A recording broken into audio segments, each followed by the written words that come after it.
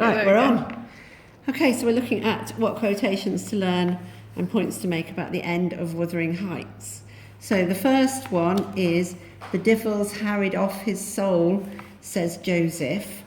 And this is part of the demonisation of Heathcliff, the seeing him as an evil gothic monster and coping with the challenge he presents that way. So instead of trying to think about the challenge, build him up into a gothic supernatural monster instead.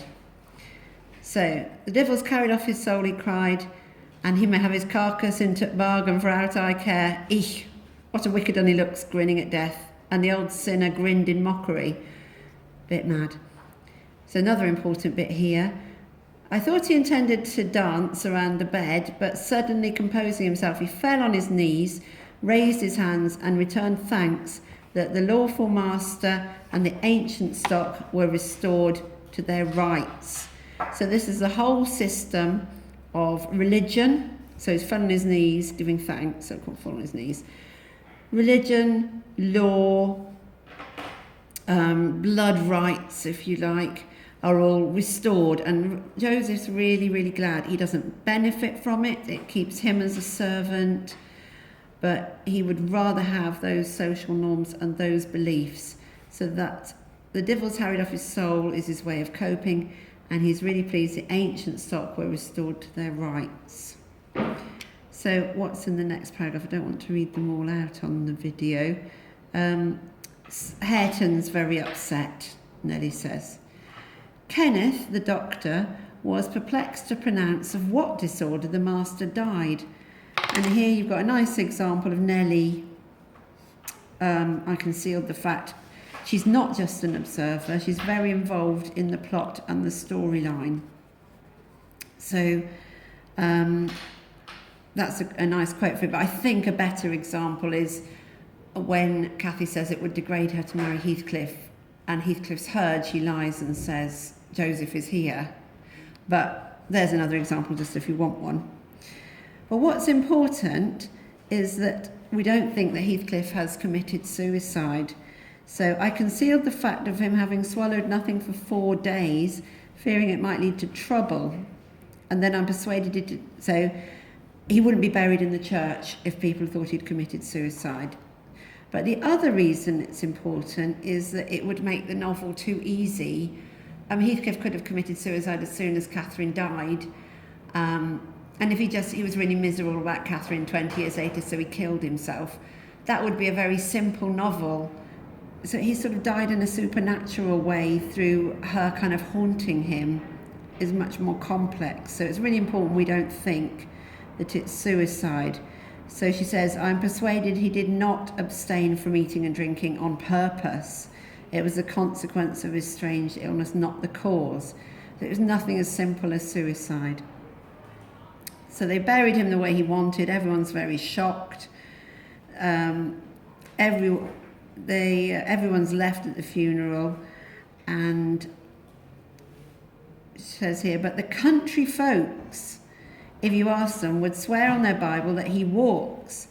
So the country folk all think that Heathcliff's ghost is still, I keep wanting to say alive, Heathcliff's ghost is active, and calling it country folks. Yeah. No, word's not on it yet.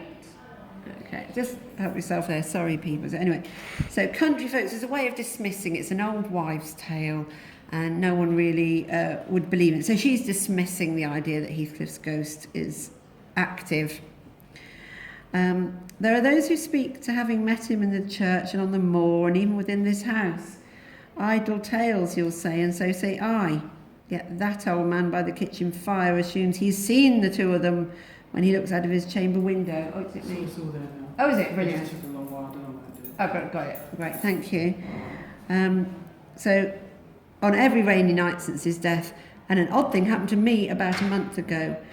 So the option Bronte had here was for Nellie to say, Joseph's seen Heathcliff's ghost and Catherine's ghost, and Heathcliff's ghost is around on the moors. But she doesn't, she dismisses it. And you could say that's an example of using the narrator, because she dismisses it, you believe it more. Like if she didn't if she believed it, you might dismiss it. Good luck with writing that out. Practice writing that. So this is her story. I was going to the Grange one evening, a dark evening threatening thunder. I encountered a little boy with a sheep and 2 lambs, crying terribly. What's the matter, my little man? I asked. It's Heathcliff and a woman yonder under Nabby, he blubbered, and I dunnot pass 'em.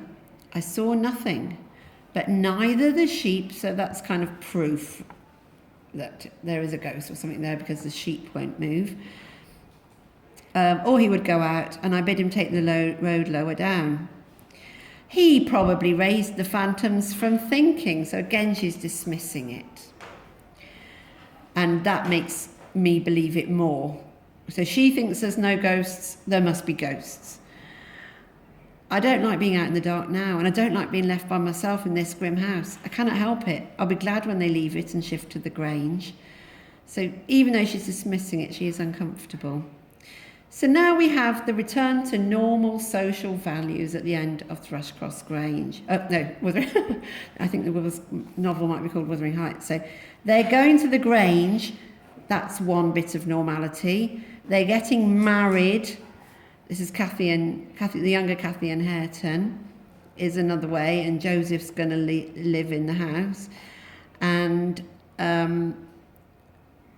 so this is them becoming a more normal, traditional couple. At this moment, the garden gate swung to, the Ramblers, that's younger Cathy and Hareton, were returning. They're afraid of nothing, I grumbled, watching their approach through the window. Together they would brave Satan and all his legions. As they stepped onto the doorstones and halted to take a last look at the moon, or more correctly at each other by her light. So again, this goes with them being married and going to the Grange. Romantic moonlight looking at each other is another good quote. So very traditional now. I felt irresistibly impelled to escape them again, and pressing a remembrance, so some money, into the hand of Nellie, and disregarding her expostulations at my rudeness, I vanished through the kitchen as they opened the house door. So he really avoids them. I think he had a thing for younger Catherine or something like that.